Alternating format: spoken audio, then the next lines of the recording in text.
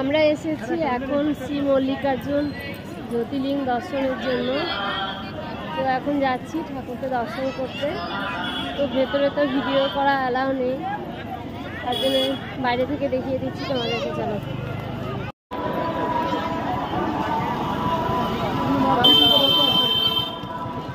এটা হচ্ছে মন্দির যাওয়ার রাস্তা।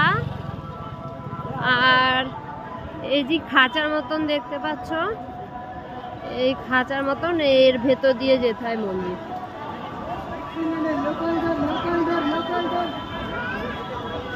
তো চলো এসে কথা হচ্ছে। এই মাত্র আমরা মহাদেবকে দর্শন করে বেরিয়ে এলাম মন্দির থেকে।